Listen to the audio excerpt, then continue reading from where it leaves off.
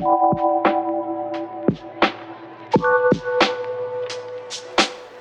guys, my name is Brian. Here on the End User, we talk about not just smartphones, but all things tech. Today we're talking about the Pixel 8 Pro, which is ironically a smartphone. But before I do have links right below that like button for all the gear that I use to create content on this channel. It does support the channel, so go ahead and check it out. And right down there, hit the subscribe, notification about all the stuff so be notified for all upcoming content. So first, let's get into Google. Google made the Pixel. There's no surprise there. There's a huge G on the back here, but the thing is, Google is not super reliable, and that's the biggest problem, right? Google has made a number of Pixels. This is number 8.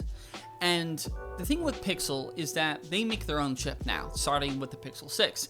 And it was super unreliable. And when you buy a phone for then, or I believe it was around $700, you want it to work for more than 2-3 months. Google is promising 7 years of updates for this phone, and I would take that with a huge grain of salt, because is it gonna make it 6 months? This is not the kind of phone that I would recommend to anyone who's gonna use this as their daily driver, meaning this is their only phone. They're gonna use it for absolutely everything.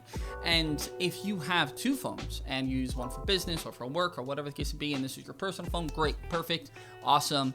You're gonna have a great experience with this phone.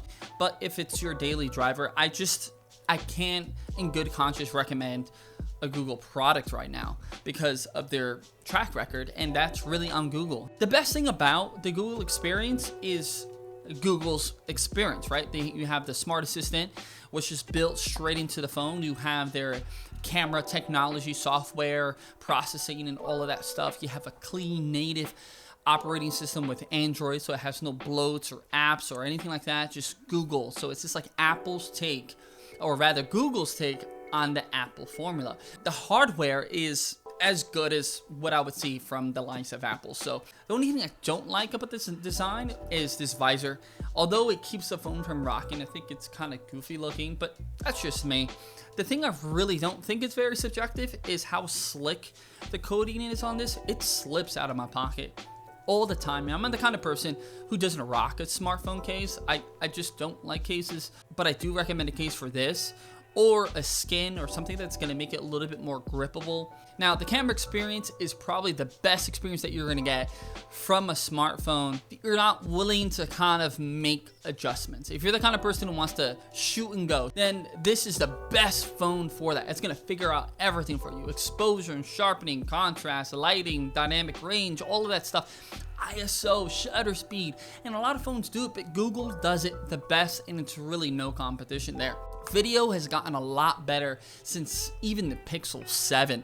I compared it to the iPhone 15 Pro Max, which I shot during a Switchfoot concert that I attended a few weeks ago, and it looked absolutely incredible. In fact, I had to go back to the iPhone and really tune in the exposure, ISO, all of that stuff to make it look as good as the Pixel. And it was able to do it in the end, but the Pixel did it without thinking, or it did the thinking for you.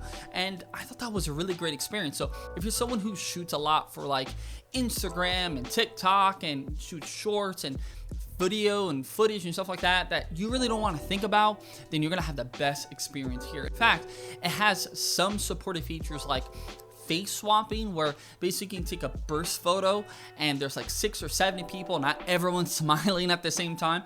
It'll actually just take the best face from each person, almost like Michael Scott, like Photoshop it together to make the best photo possible. I can't help but think of The Office. It does it now, so thank you, Michael Scott. But I'm sort of an expert at Photoshop, so it turned out fine in the end. Let's talk about battery life. For me, battery life is great when it's heavy use and you're waking up like 7-8 o'clock in the morning, and it has about 10-20% at 10 o'clock at night. That's great battery life. Most people are charging every day. Most people are going to have too much anxiety not to charge their phone overnight. So to me, 2-day battery life is really for people who are going camping, they're going out somewhere where they can't reliably charge, to like a concert, and they're filming and they're taking photos and all that extreme stuff. And really, I would say just bring a battery bank with you or something like that, because then you're going to have these thick phones that you're not going to want to carry around. So try something like that. But all day battery life, it works. It's great. Fast charging, wireless charging, the whole nine. It does everything. It does it really, really well. So that's battery life on the Pixels.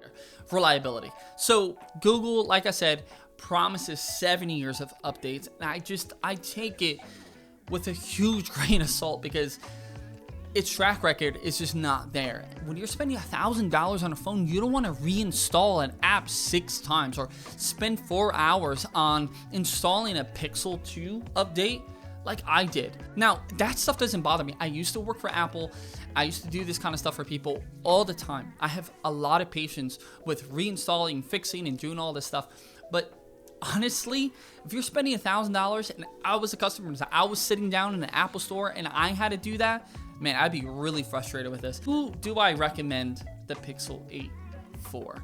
I recommend the Pixel 8 for really anyone out there who is going to buy this as a secondary phone, or someone who knows exactly what they're getting into.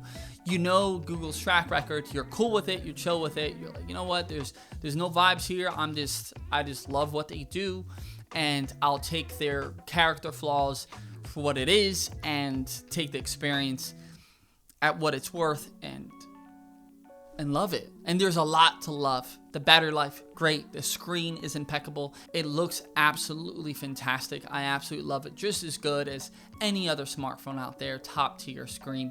Fast charging was great. Wireless charging was great. The camera, fantastic. The best camera, I believe, on a smartphone if you're not willing to put in the work. Some other phones like the iPhone or like the Xperia lineup, like Samsung, can edge out the Pixel if you're willing to put in the work for the photo.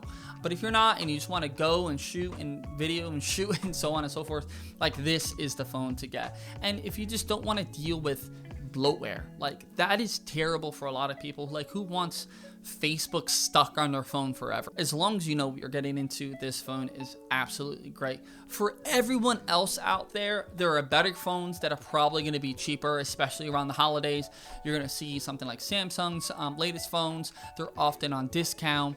I would even check your job's website. They often do partnerships and stuff like that. So you'll see it like 10, 15, 20% off. So as far as value per dollar, right? Like, as far as what you're getting out of it, you're going to get a better experience from even iOS, from Apple, from Samsung. Like, so I think those are the go-to phones if you're not willing to jump over to iOS and Samsung.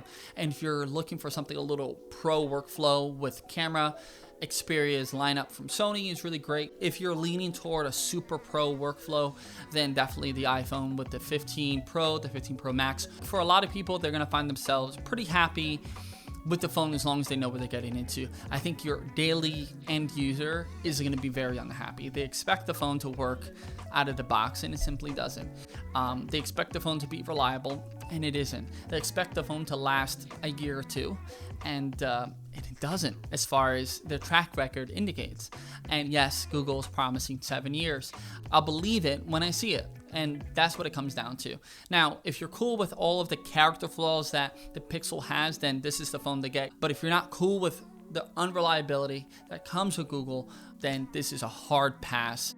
Anyway, so that's my review on the Pixel 8 Pro. I know I might get a little bit of hate from Android fans in the comments below it. I'm totally cool with that. That's great. That's awesome. Just let me know what you guys think about the phone and whether you agree, whether you disagree, whether you're going to pick it up or whether you're choosing to pick up an iPhone or Sony Xperia or something like that. Let me know in the comments below. I also plan on maybe doing a desk setup kind of tour video. Let me know if you guys are interested in something like that. I also have an A95L second generation QD OLED Sony TV that I'm reviewing that's coming out probably next week, I'm hoping. Anyway, my name is Brian. I'll see you guys right here next time on the End User. Peace.